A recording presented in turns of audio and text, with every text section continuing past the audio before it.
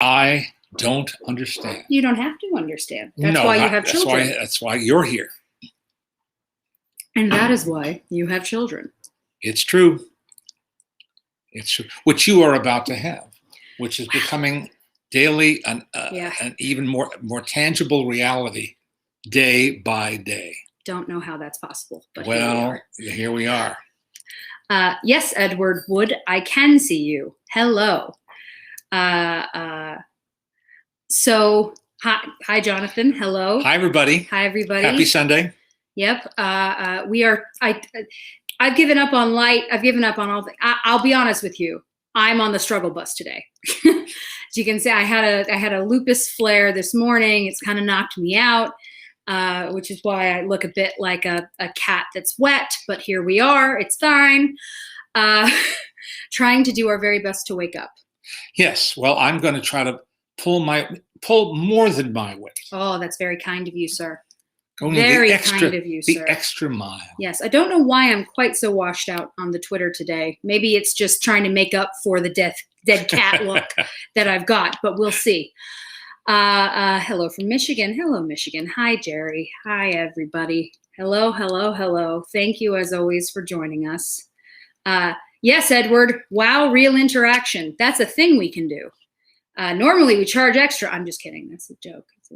If you want to poke Leonard, it's like 5 cents. Or I guess you could pay me 5 cents? Well, I don't know what people charge these days.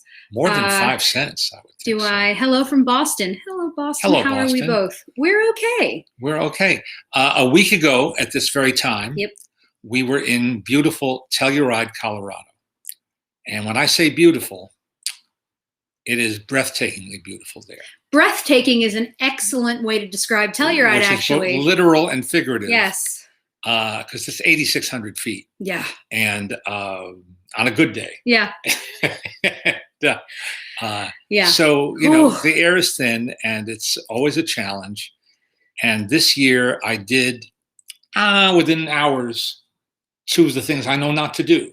I exerted myself. Yep. Trying to walk slightly uphill, an uphill grade to get to one of the theaters. Silly man. Stupid. It's, this is the thing about Telluride. We talk about all these different kinds of festivals that we go to when life exists. And Telluride is sort of our home base entire life festival.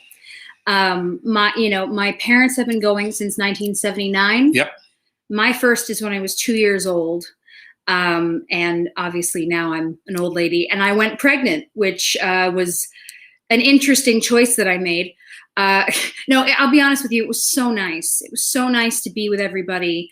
As some of you know who follow along with this, the requirements, you had to be fully vaccinated. You had to get tested before we were allowed on the plane. Anybody going to the festival had to be tested before they would be given their lanyards, their stuff.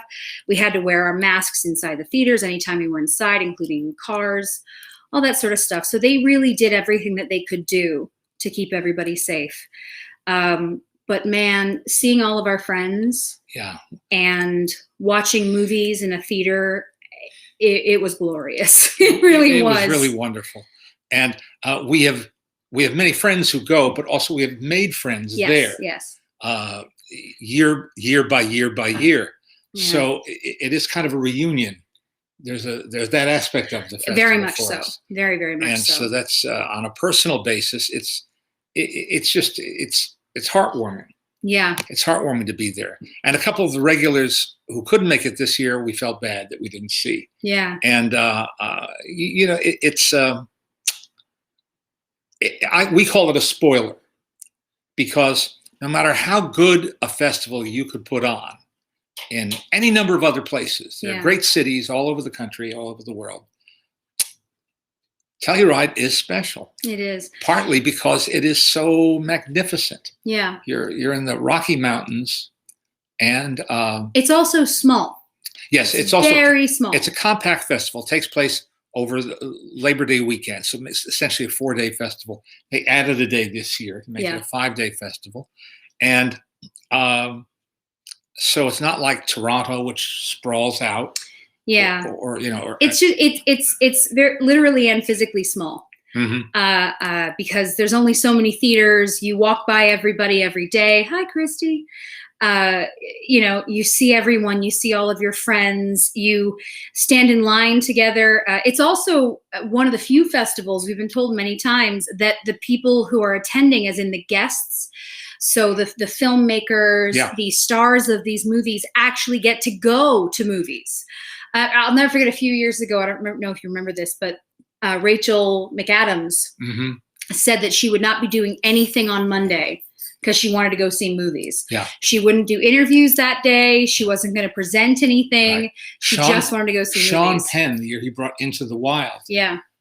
Was dumbfounded. He said, I actually got to see movies. Yeah, which is hilarious. Because he didn't get hassled. Yeah. There weren't paparazzi following him around. Yeah. It is a wonderful place to be. And I've gotten some criticism over the years for not mentioning that it's a very pricey festival. So let's just put that on the table. Yeah. Yes, it is. I sing for my supper, and they've been very generous to me and my family in return. And we don't take that for granted. At all. So it's costly to go, although they do have a wonderful student program.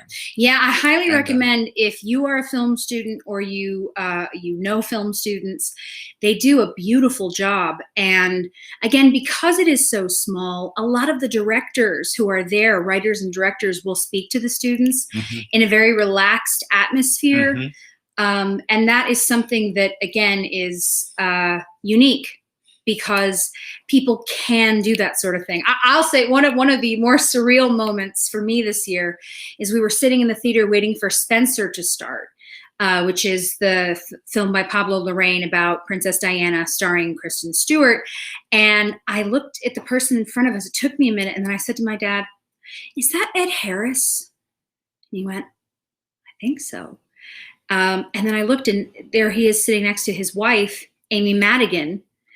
And we said hello, and they could not have been nicer. I've met them both before, but it's been a while. Yeah, I haven't. I've never met them. And it was just such a, they were there to see the movie. They weren't promoted. They were there to see the movie. And they were there also to support the movie that they're in. Yes, that's why they were in Telluride. But there are a number of people who just go because they love it. Yeah. But yeah, Christy says I would probably faint if I saw Ed Harris. I'm not going to lie to you. As soon as when I saw those blue eyes, those penetrating blue eyes, I was just like, oh my God, it's Ed Harris. And again, my husband is not much, my husband doesn't get starstruck easily. It's just sort of not his way. Even he was like, Ed Harris, oh my God. So that was really fun. But yeah, and the other fun bit is the flight. Because it is a bit of a pain to get to Telluride. Every year they do a special charter flight, and we all get on that. And it's so funny, but you never know who you're going to see. So as we walked into the airport, there was Kenneth Branagh. Now, I had had a crush on Kenneth Branagh since I was 12 years old. 12 years old. And there he was. And I was just like, oh my God, there's no way it's really him. And it was really him. And I plotzed.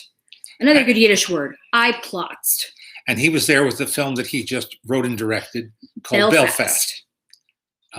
He's not in it, but he wrote it and directed it. Yeah, it's based on his life. Yes. And yeah, that was there. That was really neat. Again, seeing movies with, it's good and bad seeing movies with someone who either is in them or made them. The bad, of course, being that you have to, if you don't like it, you have to deal with that, which is no fun. The good news is that if you do like him, then that's okay. But it's always a little bit awkward. Yeah. What are you saying? Does Leonard watch? Well, Jonathan, anybody can ask what my dad likes. He can ask about adult cartoons or any other kind of cartoon. Jason's saying, does Leonard Maltin watch Rick and Morty or any anime? And what does he think about them? I don't. You don't not watch. Right. I'm not an anime fan in particular. I have nothing against it. I've just never developed a taste for it. Yeah. and there's so much out there to try to keep up with. There is. And though of course, like Miyazaki is a really easy thing yes. to get into. That's a really good one. And I wrote an essay on Miyazaki for yes. the latest Blu-ray deluxe release of was it Howl's Moving Castle? I think so. Yeah, I think so. And a film I really like a lot. And I called several animator friends to get their impressions. Yeah. To be able to quote in my essay, and that was a fun assignment. Yeah. It made me focus on Miyazaki, who is one of the first subjects of a major exhibition at the about to open Academy of Motion Picture Arts and Sciences Museum, the Academy Museum, which officially opens September 30. And they published a book, a commemorative book to go along with the exhibit. And so that'll be cool. And now what else am I? Oh, I got to introduce and interview the filmmakers behind a new 2-hour documentary on Charlie Chaplin called The Real Charlie Chaplin, and which got, I'm told, a kind of a snarky review in The Hollywood Reporter, which doesn't do it any favors. Yeah. But it's co-produced by Showtime, so it will wind up on Showtime. Yeah. And one reference I read said it may have a theatrical opening as well. I liked it a lot, and I watched it for a second time there with an audience, and I quite enjoyed it. Were there any revelations? No, but it made me think about things I maybe didn't consider so much. Yeah. And you hear from 4 or 5 of his children who were interviewed, and context. It puts everything into context. Yeah. And I think it does that very well.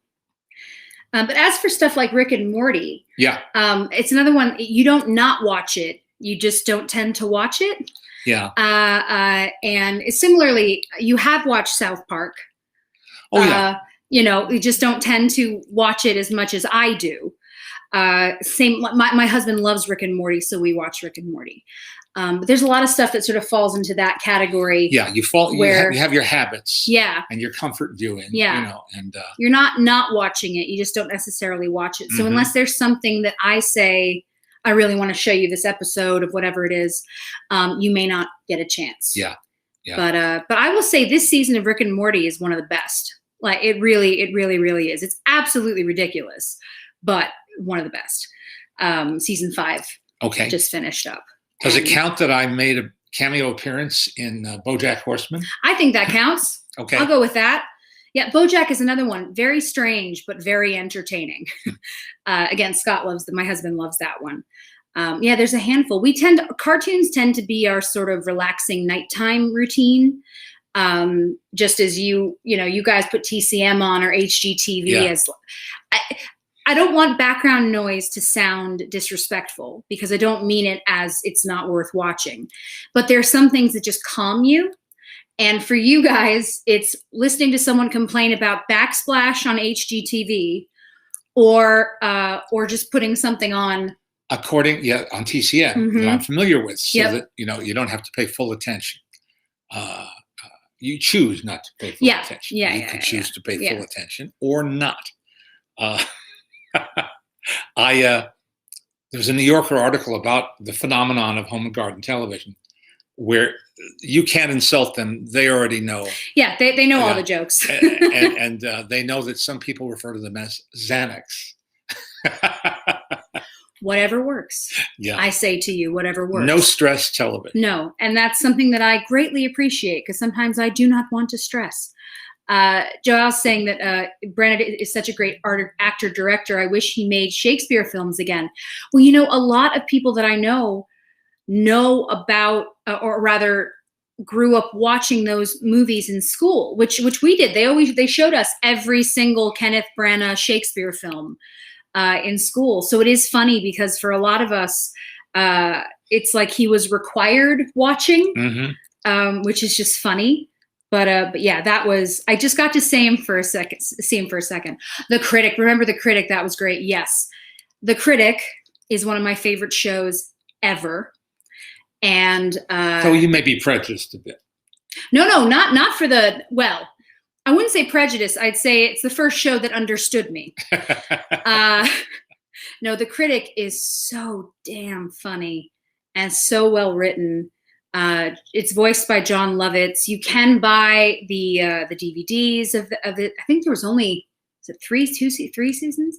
It didn't run as long as it should have because it was so good. So then we should say you teased the fact that we saw one of the high profile movies. Yes. Now, what happens is the Venice Film Festival begins several days before Telluride. And I'm not going to get the details right on this, but the gist of it is Venice will only accept your film if they get the premiere showing, the debut.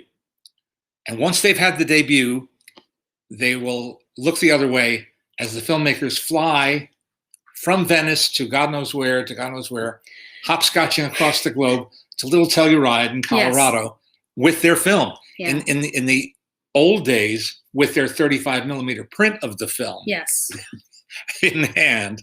I remember Danny Boyle bringing his print of Slumdog Millionaire. Yep. Carrying it with him. So for those who don't know, the order of festival goes like this. It goes Venice, into Telluride, into Toronto. Toronto's on right now. So there are some people and a lot of your colleagues who do that, who do Venice, Telluride, Toronto. And my heart goes out to them. I know. And for the filmmakers and the actors, they're also doing that. Yeah. I still never, I guess it's 2 years ago now, we were up at the brunch on Friday morning in Telluride. They put on this lovely brunch and Laura Dern was there. And I said to Laura, I just saw a picture of you on the carpet last night in Venice. I saw you in this beautiful dress on the red carpet in Venice. And she went, yeah, well, Ted Sarandos loaned us the Netflix jet. They had flown through the night to get to Telluride. And so it goes. We should all call Ted Sarandos and ask for the Netflix jet, is the moral of that story. Yes, if only. But it was just so, I was like, Laura, I just saw you. Yeah, got on a jet. So now that it's been exposed to the public and reviewed by the trade press, it's not unfair for us to express our opinion of Pablo. And Pablo Larraín is the Chilean filmmaker who made Jackie. Which also had a lot of controversy. Yeah, with Natalie Portman. And which I like quite a lot. I do too. Yeah. Yeah. Not this one. Here's the thing, guys. So we didn't see as many movies as we normally would because each one of us is broken in a new and fun way. So this one, because of his arm and just having had surgery, still recovering, not feeling 100%. And so he knew that he had to take it easy. There was a time when collectively we would each see 3 or 4 movies a day in Telluride. Always. We're old now. And so and then me being pregnant and trying to breathe in that altitude was fun. So yeah, we all managed, I think, 1 film or 2 films. One day there were 3. We did do 3, but we just didn't see as much as we normally would have seen. That said, my husband and my mother got to see, speaking of which, I know my mother just came in the door because I can hear musical blasting from her phone. Hi, Mama. Hi, honey. Hi, honey. Barking dogs. They got to see Power of the Dog, which is Jane Campion's film that's got a lot of talk happening her right first now. film. It's a great Australian filmmaker. It's her first film in 12 years. And she was there. Yeah, and she's lovely. And that was a big deal. Yeah. So they got to see that. We didn't. My mom didn't love it. My husband thought it was really, really good. That's another film that I say that's gotten a lot of attention. My husband got to go see a documentary called River, which he liked very much. He and I saw Peter Hedges' new film called The Same Storm. The issue with it being it's a pandemic movie. It's probably the best done pandemic movie I've seen. They really did a beautiful job of everything. They shot it in a way where all of these actors, and they got top-notch people, are filming themselves but because it's supposed to be in a pandemic, that's what we would be doing anyway. So it would be as if we're doing this, but my dad and I are actors, we're characters, and we're speaking to you like this. Mm-hmm. They shot it beautifully, but my feeling at the end of it was, we have lived and are living this. I don't really want to watch pandemic movies. Mm-hmm. And again, everyone's different. How do you guys feel? Are you up for watching that kind of stuff, or are you sort of also done with it a bit? And then we all saw Spencer. Yes. And we all disliked it greatly. Yep. Boring. Yeah. So boring. Yeah. She's very good. Kristen Stewart is very good. Though, do you remember what Scott said? No. My husband said he hated it from the moment she opened her mouth. So he does not agree with you. Yeah. My husband does not agree with you on that one. One of the highlights of the weekend for me was seeing a restored print of a Russian film, late 20s Russian film, called A Fragment of the Empire. Yes. Just an exceptional film, both in form and content. And my friend Donald Sosin, one of the great silent film accompanists, played his heart out. And it's his own score, which he largely improvised. Yeah.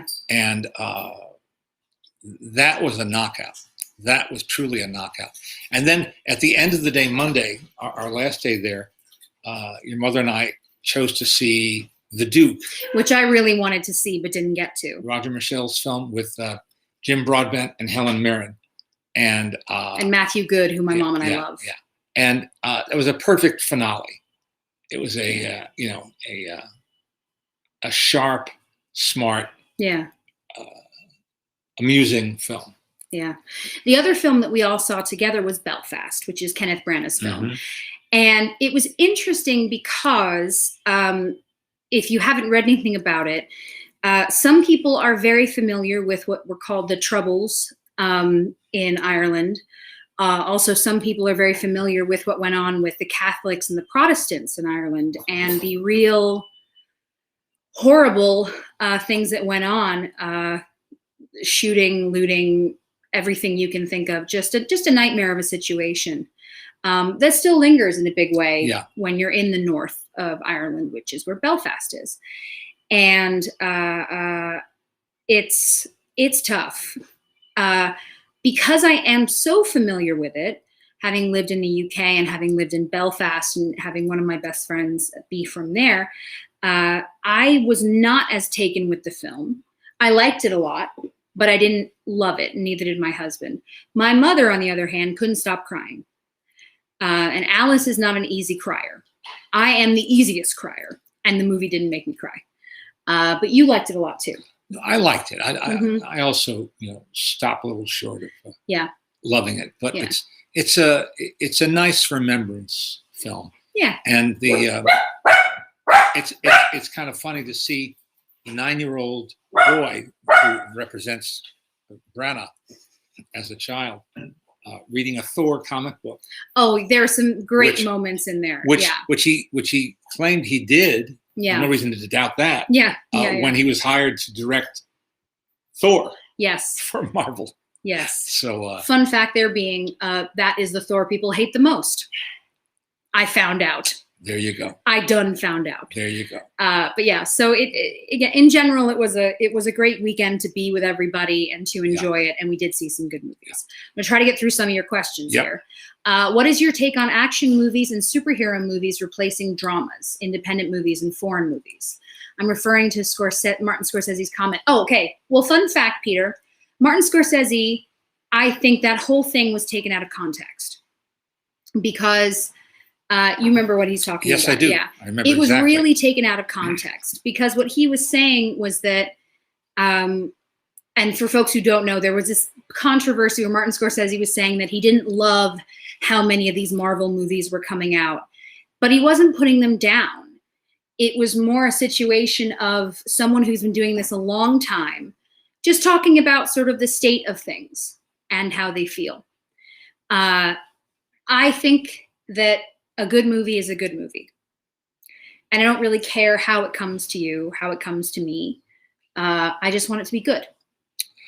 And we just saw Scorsese's longtime colleague Paul Schrader's new film, The Card Counter, with Oscar Isaac. Which won some things in Venice and has made a name for itself already. And it's a really interesting film, as anything Schrader does. Yeah. Almost is guaranteed to be. Yeah. Not everybody's cup of tea, and certainly not a happy walk in the park. But that's the kind of film that has been endangered. In an atmosphere where now having Oscar Isaac, helps a lot. Yeah. And Ty Sheridan and Tiffany Haddish. Yeah. Of all people. Yeah. And doing a very good job in a dramatic role. And that has currency. Yeah. It gives actually real box office value to a small film. I will also say that, amazingly enough, Netflix and Amazon, two of the big streamers, they support a lot of indie filmmaking. Yes, they do. And, for better or worse, my feeling is it's the same thing. Netflix and Amazon sponsored a lot of Telluride. And I said to one of our friends there, look, I don't really care where the money comes from if you're going to support the stuff I love. Yeah. And so the fact that the Duplass brothers work with Netflix, and then Martin Scorsese works with Netflix and stuff like that, look, however you want to support these filmmakers, I love you for all it. I'm asking for is variety. I wouldn't want, it's like, I love chocolate, but I wouldn't want to eat nothing but chocolate. That's a bald-faced lie. You would eat nothing but chocolate. Don't lie. Don't lie to these nice people. You would eat nothing. No. Yeah. You get the idea. Yeah. We all want something different. Yes, I have seen Coda, and I liked it. Yeah. Coda is a film, and again, it's tough because it's a small film that then made a splash, so people were then going, well, I don't think it's that great, but it's only because people told them it's the best thing they've seen. Yeah. I think Belfast will have that as well.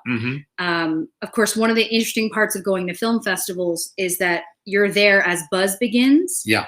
And so suddenly something like Spencer with Kristen Stewart, and people are going, Oscar, greatest performance of all time, most amazing. And you watch it and you go, it was good. Her performance was good. So it's always a bit tricky. Ken is saying, I missed the last couple of weekends. Have you discussed Only Murderers in the Building? I'm loving it so much. Oh, I just watched the first episode the other night. Us too. And which we enjoyed. And too soon to have a verdict on the series as a whole. But, it's very enjoyable to spend time with those folks. Hi, Tori. Good morning. Rachel says, I would eat nothing but chocolate too, Leonard. Rachel, you and my dad, next time we are together, that's what we'll make sure happens. Just buckets of chocolate. Did you guys see the Tammy Faye Baker movie? No, that wasn't in Telluride. I wish it was, because I'm so excited about it. They're starting to screen it here in LA. Yeah. Oh, I saw you got an invite. Yeah. I am jealous. I am jealous, sir. I can't wait. I love Tammy Faye Baker. And I cannot wait to watch that movie. My fingers are crossed. And we're both fans of Jessica Chastain. Who isn't? Well. She's amazing. Yeah. Oh, Frank is seeing it tomorrow. Well, then fingers crossed. Let me know what you think. 1 second. Your favorite movies about U.S. presidents? I know one.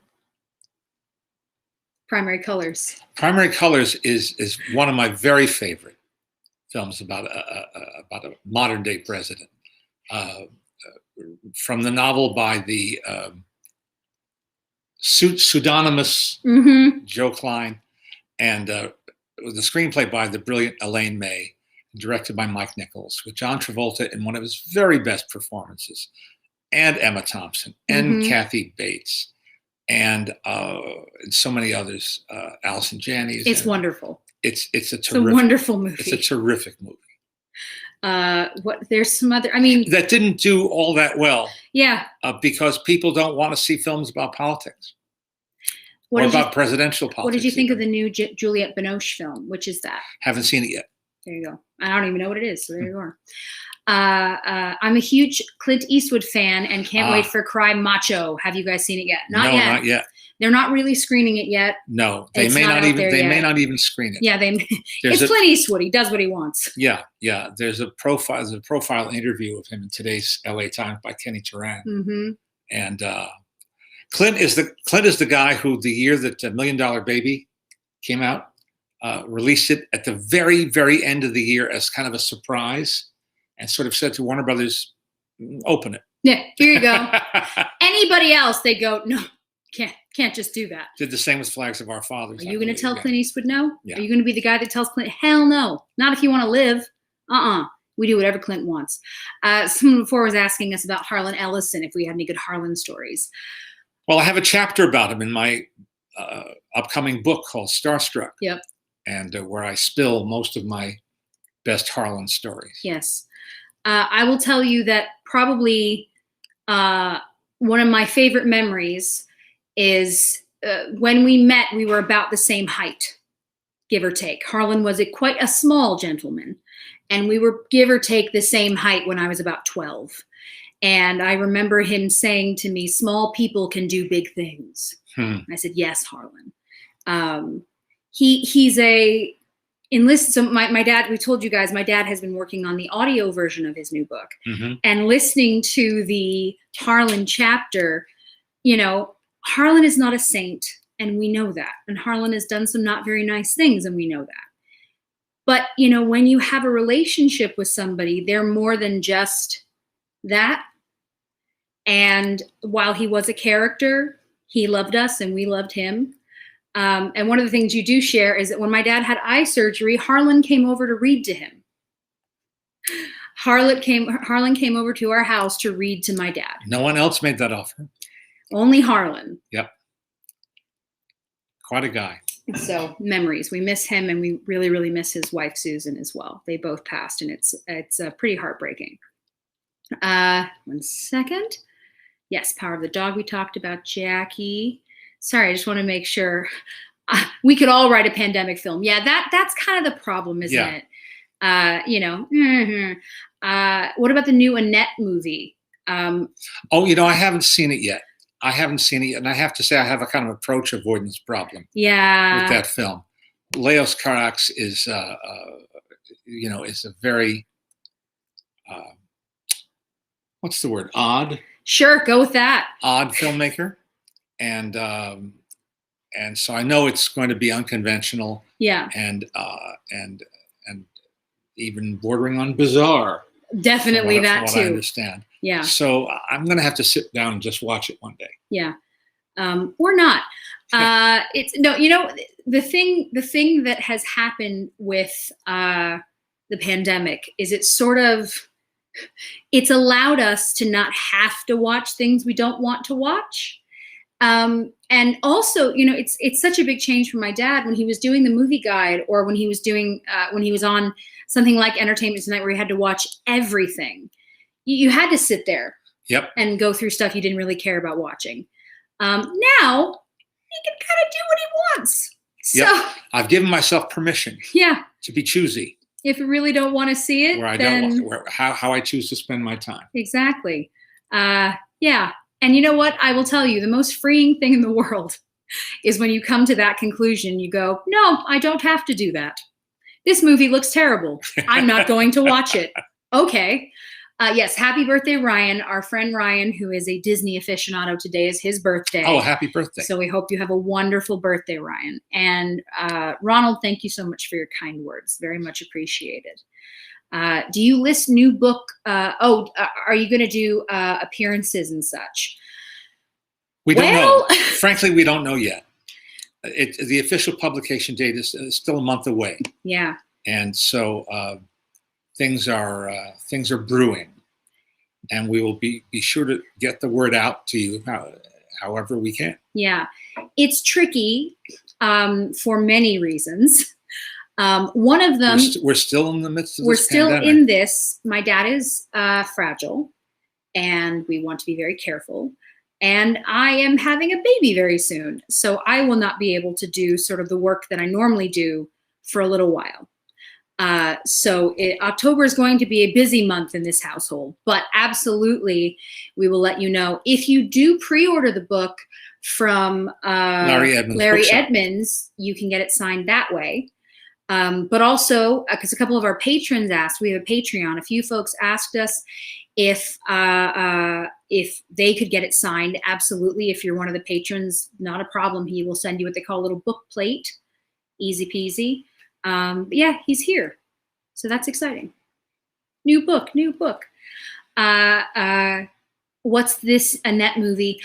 The Annette movie is the one, as I say, with Adam Driver and Marion Cotillard. If you look it up, you'll see it. It's gotten a lot of attention, and it looks with the score by the Sparks. Yeah, which also made a splash. Where do you stand on the Ben Platt too old controversy for Dear Evan Hansen? I'll tell you after I see the movie. Do you know what he's talking about? Yeah, you remember because I told you a little bit about the whole. Yeah.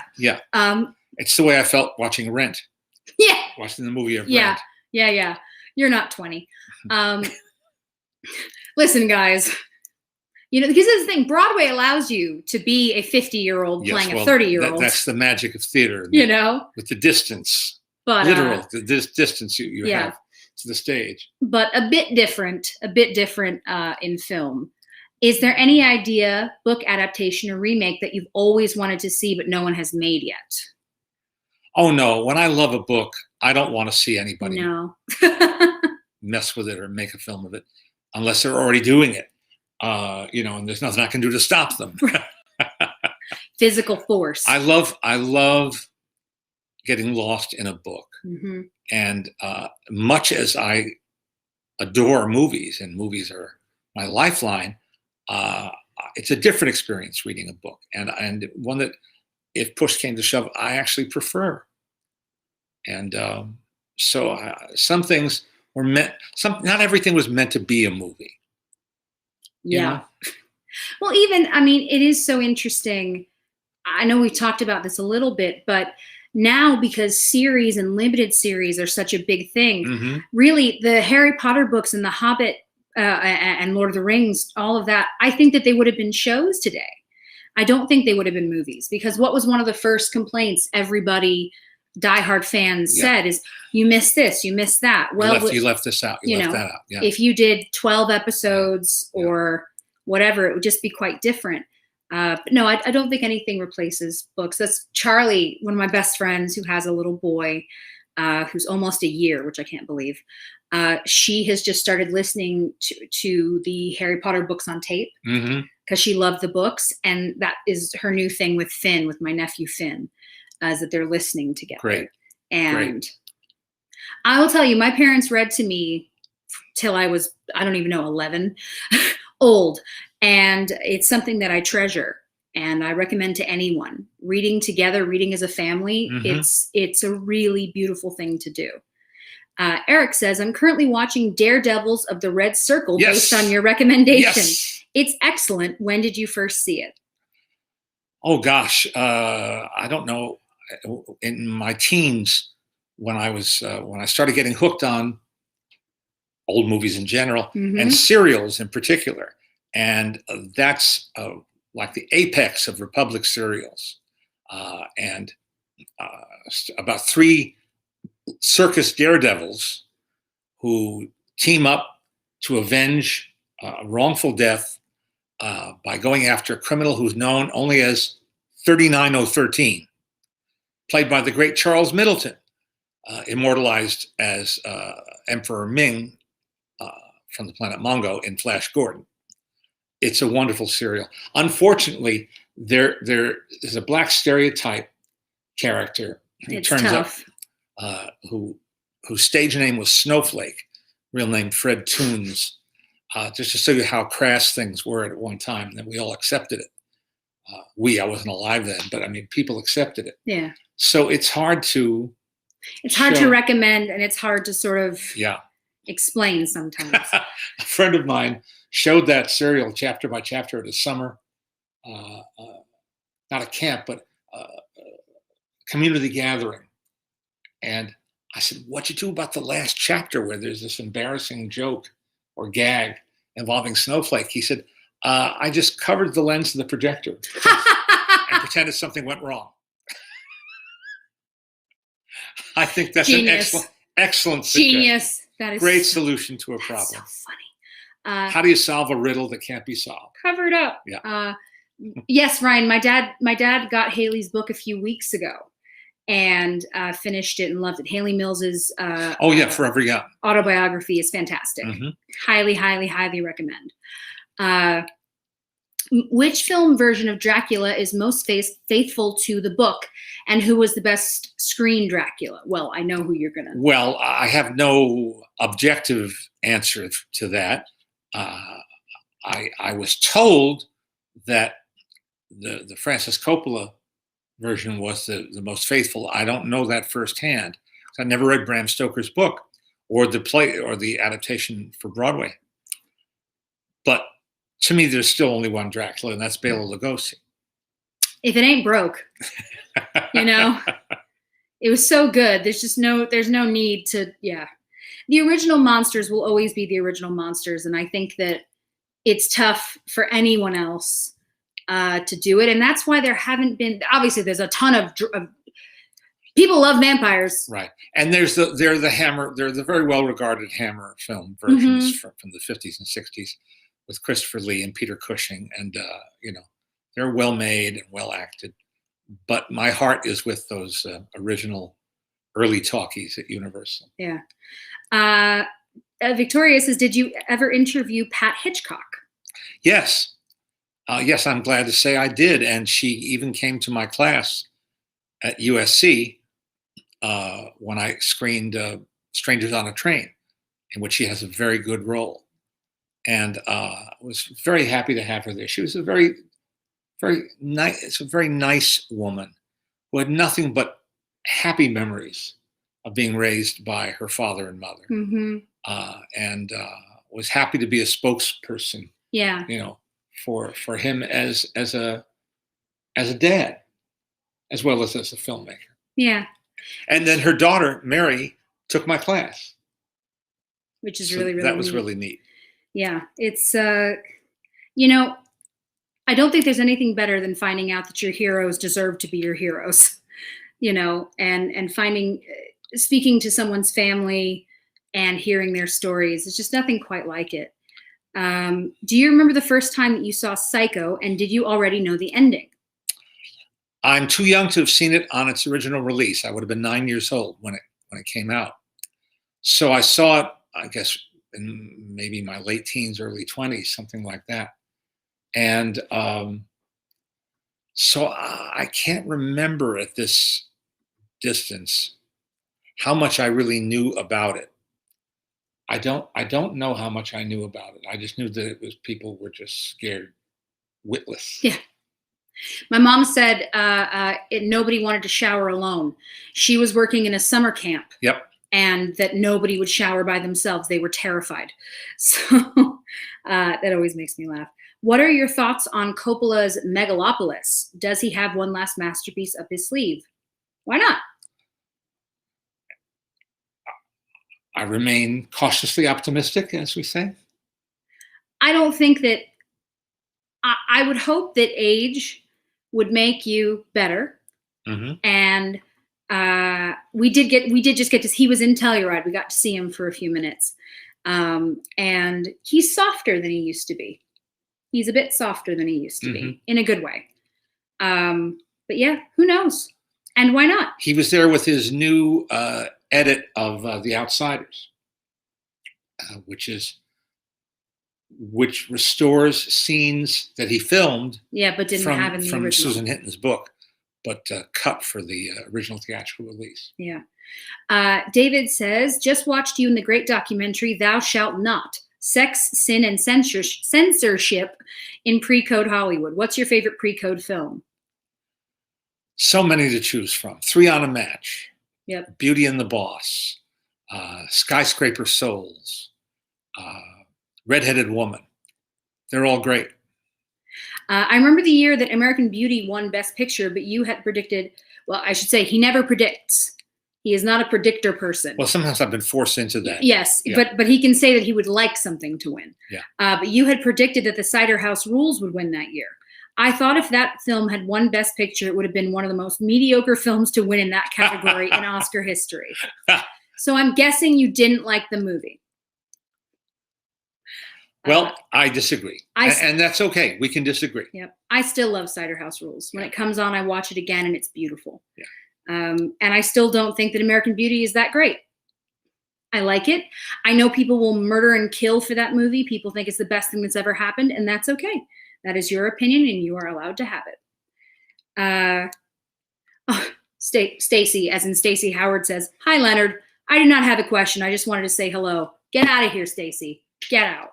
That's our friend Stacy, who helped me put on Maltin Fest, the film festival that everyone asks me about, and I really hope can exist again when we can all exist again. Christopher says, "After one of your Sunday streams, I subscribed to the Talk to Lucy podcast, and I enjoyed the interview with Bing Crosby. Was curious if Leonard was able to interact with Bing Crosby or write to him before he passed away." The closest I came is that for my birthday, which is in December 1976, Alice bought tickets to see Bing on Broadway, where he was doing a 3-hour show, essentially a concert, where he was the host and participating performer, but not the only person on stage. He had Joe Bushkin on piano, and he had a British comic named Ted Rogers, and his kids, his younger set of kids, Mary Frances and Nathaniel, and I'm forgetting the other name, but and Harry, and Catherine, his wife. They all sang together. They did solo bits, and then he'd come back out and sing with them, and then sing on his own. Mm-hmm. It was a wonderful show. It was really wonderful show. And at the end, it was December, and it was, wintry, and people were giving him the expected standing ovation. And he said, folks, I just want to say, I know a lot of you like to wait at the stage door to say hello or ask me to sign your program book. And I hate to turn anybody down, but it's so cold out there. If you leave anything for me with your address, I will sign it and send it back to you. I looked to Alice and said, well, he just gave me an idea. So I left my playbill and I got it signed by him. Of course you did. I love that. Two different folks. But I never got to actually meet him or interview him. Yeah. Which is a shame. Yeah. But at least you saw him perform. Yeah. And that's pretty damn cool. And by the way, Rosemary Clooney, gosh, how can I forget? That was the big deal, was that this was Rosemary Clooney's sort of return. She'd been having personal problems. And Bing, who had a long relationship with her, performing relationship with her, convinced her to come on this tour with him and presented her and sang with her, and then gave her her own solo spotlight. And it was, and she was great. She was great. And I'm getting choked up thinking about it. She's one of my favorite Rosemary Clooney things is that she was on ER. If you don't know Rosemary Clooney is one of the greatest singers ever. I'm going to say. She was what they used to call a pop singer. Mm-hmm. And in later years, she was kind of adopted by jazz people as a jazz singer, which she wasn't and didn't pretend to be. But that category came to represent a synonym for quality. Mm-hmm. Top quality performer of songs. That was her. She just has had this incredible voice, this warmth. She had a warmth to her voice that made you happy. And so something that I love is a lot of people got to know her because her nephew is George Clooney, and she was on several episodes of ER because of him. And in it, she plays a woman who is, I forget if they have her, she has dementia or something, but she wanders through the halls of the hospital singing. And for people like me who love Rosemary Clooney, this was the greatest thing that's ever happened. And telling my parents about it was just like, oh my God, I can't believe this. They've got Rosemary Clooney wandering the halls, just singing, Kill Me Now. Incredible. Absolutely incredible. I love that. Yes. Sister of Nick Clooney. Yeah. The whole family. And if you want to hear really interesting stories, you can look up, and George used to drive his aunt to gigs. She was part of a show called Four Girls, Four veterans of the big band era, four female singers. We used to call them girl singers. And And the lineup varied, but it was Helen O'Connell and Martha Ray and Margaret Whiting and Rosemary Clooney, and with a couple of changes here and there. But he has hilarious stories. He would drive them, and they drank, they were feisty and naughty, Yeah, and raucous. You have to. It's so worth looking up because it's so funny. But a lot of his early childhood I should say teen experiences and early showbiz experiences were with his aunt. Yeah. And that was the first time I got to meet George Clooney. It's all I really wanted to talk to him about. And it was nice because he loves talking about that. Yeah. And when he made his film Good Night and Good Luck about Edward R. Murrow, the famous newscaster and broadcaster, he got in a couple of music cues with Rosemary, because she recorded for Columbia Records, which was part of CBS. Yeah. But yeah, and Lynn is saying that she's great in White Christmas. She is. It's never a bad time for Rosemary Clooney. Nope. Now we've got some show and tell here. Just a little bit. This is the 1, 2, 3. This is the fourth edition of a book I've read through 4 times. And I started working on it this morning, and I got hooked all over again. Jordan Young, fellow film buff and researcher, has put out this very thick new edition of this book, the definitive book on the great Spike Jonze, and called Spike Jonze on the Record. And it's more than anybody could possibly want to know. Forward by Dr. Demento. Yep.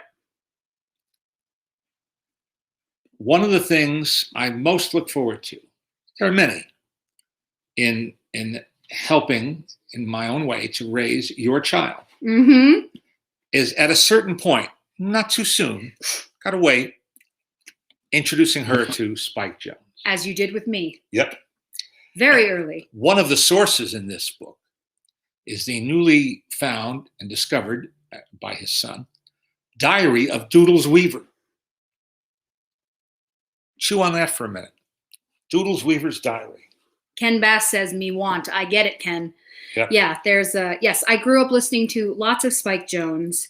A personal favorite, my dad made me a little cassette called Jesse Songs that we listened to over and over and over and over again. And many of them came from a collection of cassettes called Mersey Dotes and 44 Other Wacky Hits. Again, when I tell you I didn't have a lot of friends as a child, this is probably why. But the best music, and I feel like if you're going to start, you can start with something like Cocktails for Two. There's a reason it's probably the most famous, because it will just make you laugh. And if it doesn't, then you're a terrible person. We've got. Oh, you're going to change the time. Yeah, no, I can't. You can't. I think it's just stuck there. This last week we spoke about this a little bit. This is a clock, and these are the clock cleaners. Yes, it's true. Mickey, Donald, and Goofy. Yep. As they appear in the great 1937 Walt Disney short Clock Cleaners. When we spoke the other day about our favorite cartoons, I told you that my favorite is Clock Cleaners. And it's because, Greg Arabar says they raised you the same way we raised our kids. I know, Greg, I know. Clock Cleaners is one of my very favorite cartoons. And whenever I can find stuff for it, I get really excited. So. And the idea that somebody in the year 2021 is manufacturing a tie-in toy for that wonderful short gives me hope for the future. Now, and see, the thing is, I love Disney toys or Disney figurines that put me in mind of the original movie and celebrate the original movie. So that's brand new. It's not old. It's not classic. Has no patina of age. So I like that just as much as I like stuff that's genuinely old. This tray, which doesn't photograph terribly well, No, it's hard to see. Hard to see. But it has the mushrooms from Fantasia on the sides. Turn it around so you get the idea that it's more mushrooms from Fantasia on the other side. This is done by a company called Vernon Kilns here in California. Copyright 1940. Designed by Walt Disney. Well, designed by somebody working for Walt Disney. But Vernon Kilns did amazing stuff, ceramics, and they did figurines, flat tableware. We have a lot. we have relatively little compared to serious collectors, but whatever helps you sleep at night. That tray just gives me pleasure. And we've had it a long time. Yeah, very long time. Yeah, that's the best advice I can give any collector is collect for yourself. Don't collect because you think it's going to make you money. Don't collect because you think that someday down the line it will buy you a house. Collect because it makes you happy. Because that way, if it is not worth something, you still love it, and it doesn't really matter. Well said. I'm just saying. Well, that's the truth. You never ever know. I do laugh. I think back to when Beanie Babies came out, and people were saying, "This is going to send you to college." Really? Really? Are Beanie Babies going to send me to college? No, it's going to send you back to the closet saying, "Well, that didn't work." Yeah, I got another one. I just looked at the old Fisher-Price Talkin' Playbook adaptation of Clock Cleaners at a half. There were no player for sale. I sort of know what you're talking about. They have, yeah, as I say, I'm always searching for clock cleaners. So I think we have most of the things that exist at this point because I love it. But yeah, it's so funny to look around, but we do have so many different kinds of tchotchkes. So many different kinds of tchotchkes. And I do love, at some point we'll have to try to get one of your machine thingies down. Mm-hmm. Like your popcorn. My dad loves anything to do with advertising, which is why we have stuff like coffee tins and whatnot, and a giant fake ice cream. But so many things. Fake is such a cruel word. Well, I think of it as an homage to sure. Sure, why not? Yes, I had the Viewmaster clock cleaners. I think it's gone now, but I did have it when I was younger. I'm fairly certain. Who dusts them all? The dogs. We just, even a Chia Elmer Fudd. Yes, we have a Chia Elmer Fudd. And Lone Ranger, you name it. We really do have a little bit of everything here. One of each. But man, oh man. I'm going to watch the LuLaRoe documentary called Lula Rich, which people are going nuts over. Oh, yeah? I'm looking forward to that. What are you going to watch today? As little as possible. Fair. It's fair. Yeah. And you've got just a few more chapters left of your book. Yes. Which is exciting. To read. Yeah. To read. Which is not complaining at all, but it's harder than I thought it would be. Mm-hmm. Because after all, I wrote the book. They are my stories I'm recounting. How hard could it be to just, speak it out loud? Well, if you want to be fully understood and you don't want to have people missing words, you have to enunciate without over enunciating. You don't want to sound like a radio announcer. You want to sound like you. Yep. And so, I'm taking that seriously. Yeah. And trying to. Also, you're also noticing where you repeat a word or things like that. It's all this. It's the hardest thing. Sorry. What do you mean as little as possible to that question? Don't know. Sorry. Oh no. I'm just not. I'm tired. Oh yeah, he's just tired. That's all. Oh sorry. He's just tired. Ryan, we have the snow globe. We do have the clock cleaners snow globe. We have clock cleaners bookends, clock cleaners snow globe. As I say, if it exists, we at the very least have seen it. But yeah, no, I love the part of collecting that is the hunt, which is why a lot of people do it. Mm-hmm. But I also love the part of collecting where you find something and you put it on your shelf and it just makes you smile. Yeah. It's definitely one of my favorite things that you sort of look at it and you go, oh, okay, I have that now, and it brings me joy, doesn't it? Yep, that's the best part of collecting. Mm-hmm. The other good thing about collecting is sharing with Yes, well. with people who get it, people who are either fellow collectors or who just understand the milieu. You know, they share your appreciation. Yeah. And of course, that's also what's fun about going to archives, is seeing what people have saved, seeing what the beautiful pack rats have located and put somewhere safe for later. Anyway, it is 3:00. So thank you as always for joining us. We really appreciate it. We'll be back next week. And yes, he is. Sorry, Ronald's just saying, are you aware of the effort to honor the Chaplin, Keaton, Lloyd alley in Hollywood? Yes. Yes, indeed. And it's something that you always point out to people whenever we drive by it. Yes. And you were there for the Buster Keaton. Oh, the rededication of the a plaque on the site of his original studio. Yes, so that too. But yes, we're very aware of all the alley stuff, because folks always, my goodness, folks always let us know about any of that kind of stuff going on. Plus, all of his friends are involved. It's a good thing. Yes, Ryan, I'm happy to spend some of your birthday with you too. Thank you, Christy. Yes, we'll be back next Sunday. As always, you can send messages or ask questions. We're around. And like that. So be well, everybody, and be very careful. Take good care of yourselves. Yes.